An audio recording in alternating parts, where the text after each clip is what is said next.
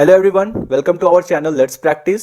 सो जैसा कि हमने प्रॉमिस किया था कि हम लोग लेबर लॉ से रिलेटेड सारे एक्ट सारे लॉज कंप्लीट करेंगे इस चैनल पे। So we are here with our first act, that is child labour prohibition and regulation act 1986। So इस लेक्चर में हम लोग मेनली 5 क्वेश्चन के आंसर को जानने की कोशिश करेंगे। The first question is which committee has recommended this act, what is this act about, salient feature of this act, why EPFO will ask question in this topic, and what type of questions can come from this act. I know, first of all, you all will wanted to know the answer of the fourth question, that why EPFO will ask question in this topic. So let me clear that first. EPFO ने अपना last exam 2017 में लिया था, and that Child Labor Prohibition and Regulation Amendment Act has came on 2016 and which has came into enforcement on 1st September 2016 और वो जो rules applied हुए थे वो 20 अप्रैल 2017 में हुए थे. So we can say that it can be considered as a hot topic for EPFO. So I can assure you at least one question you can see from this topic. So चलिए शुरू करते हैं. So which committee has recommended this act? Answer will be गुरुपद स्वामी committee 1979 और ये act पास हुआ था 23 दिसंबर 1986 में. What is this act about? ये एक्ट किसके बारे में? So this act is about prohibition and regulation.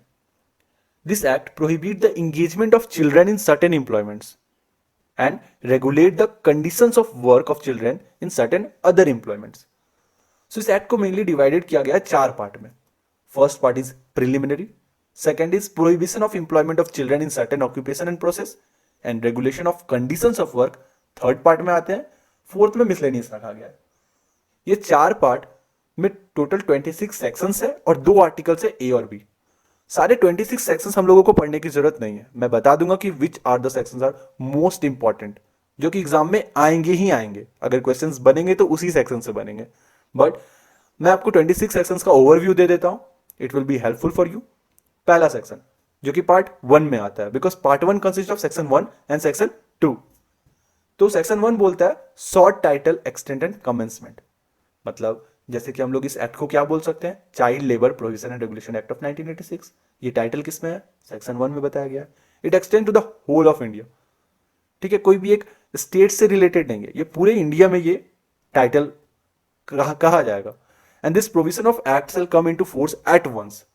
ठीक है, ये सेक्शन 1 में बताया गया. सेक्शन 2 है, इट डिफाइंस द टर्म्स जैसे child, establishment, workshop, occupier.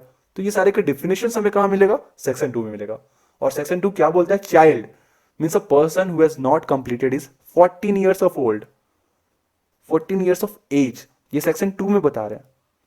Establishment, it includes a shop, commercial establishment, workshop, farm, residential hotel, restaurant, eating house, theatre और भी सारे जो भी एंटरटेनमेंट पर्पस, पब्लिक अम्यूजमेंट है, ये सब एस्टेब्लिशमेंट के डेफिनेशन है. ये भी सेक्शन 2 में बताते हैं. वर्कशॉप क्या बोलता है? Any premises where in any industrial process is carried on, उसको वर्कशॉप कहते हैं. और occupier is the person who has the ultimate control over the establishment of workshop. So ये सारे डेफिनेशंस कहां पे मिलेंगे? सेक्शन 2 में मिलेंगे. पार्ट 2 में है total 3 section, section 3, section 4 and section 5.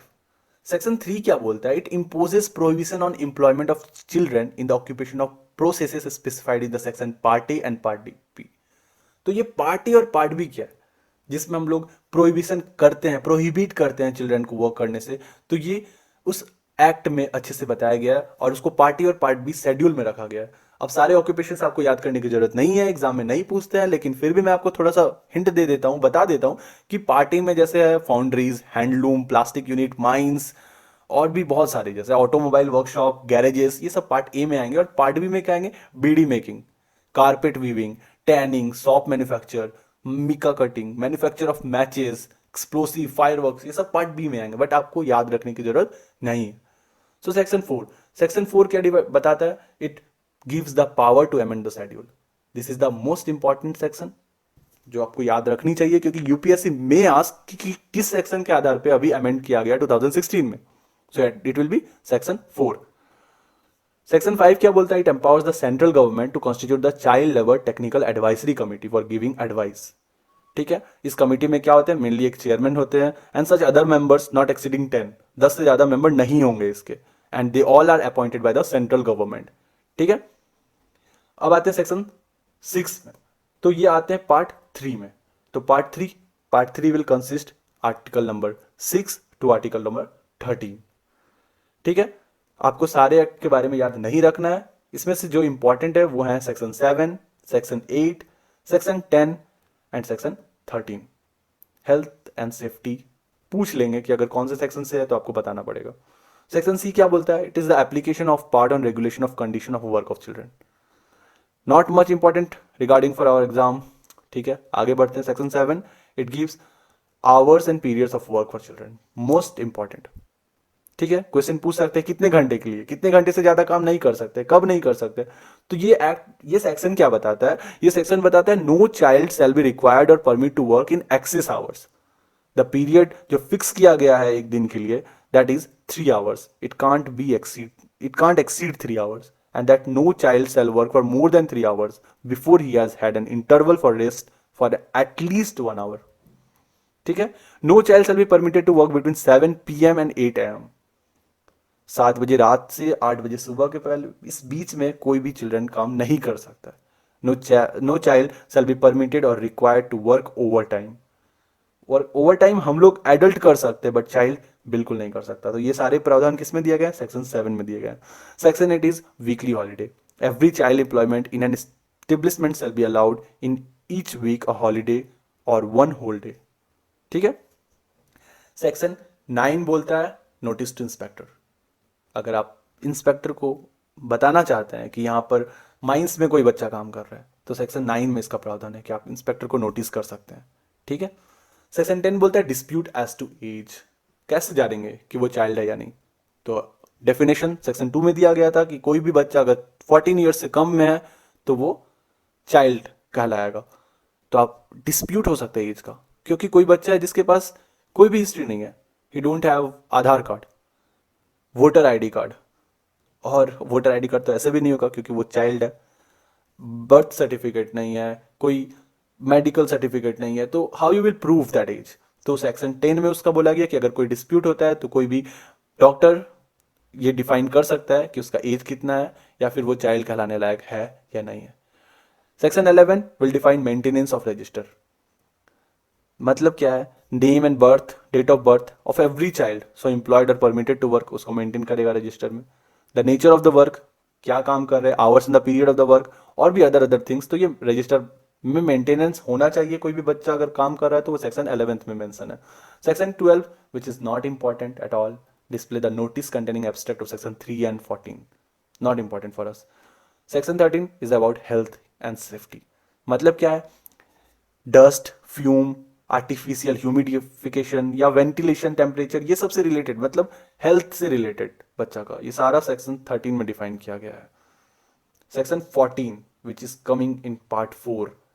Part 4 जो है वो कंप्राइज करता है सेक्शन 14 से 26, और इसमें हम लोगों के लिए सिर्फ एक ही इंपॉर्टेंट है, that is section 14, penalties. Penalties क्या होगा?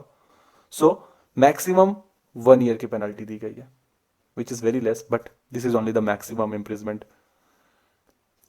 Section 15, it defines about the modified application of certain laws in relation to penalties. बाकी सारे मैंने लिख दिए हैं, आप एक बार पढ़ सकते हैं, और एक डिटेल्ड पीडीएफ मैं डिस्क्रिप्शन में दे दूंगा about this article which is published by central government. ठीक है, तो हम लोग अब डिस्कस करना चाहेंगे अमेंडमेंट के द्वारा, जिसकी वजह से ये टॉपिक बहुत ही इंपॉर्टेंट रखता है ईपीएफओ एग्जाम के लिए। तो parliament has amended the child labour prohibition act and passed Child Labor Prohibition and Regulation Amendment Bill on 2016, जुलाई 2016 में, जैसे मैंने बताया था, and it has came in enforcement on 1st September 2016। तो इसके द्वारा क्या हुआ था? टाइटल को रिवाइज किया गया था, मतलब अब इस एक्ट का नाम है the child and adolescent labour prohibition and regulation act of 1986।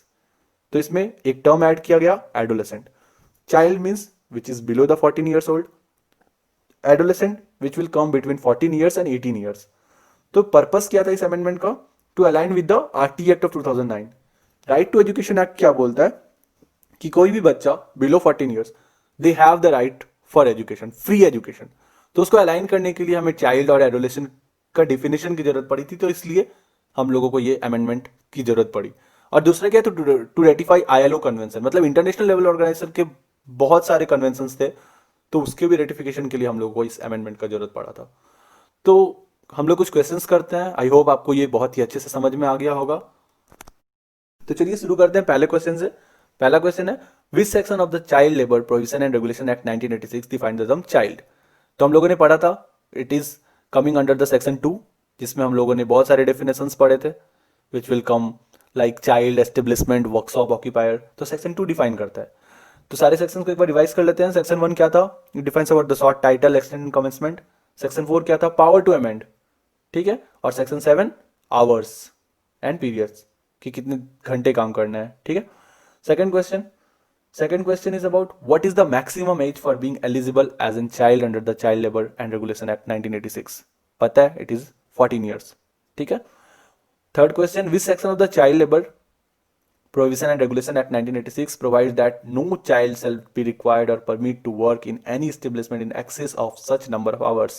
तो सेक्शन 7 में हम लोगों ने पढ़ा था कितने घंटे मैक्सिमम नहीं कर सकते हैं? 3 आवर्स, ठीक है। घंटे भी याद रखेंगे और सेक्शन भी याद रखेंगे। सेक्शन 7 होगा यहाँ पे आंसर। तो एक बार रिवाइज करते हैं। सेक्शन 7 था हम लोगों का आवर्स एंड पीरियड्स, ठीक है।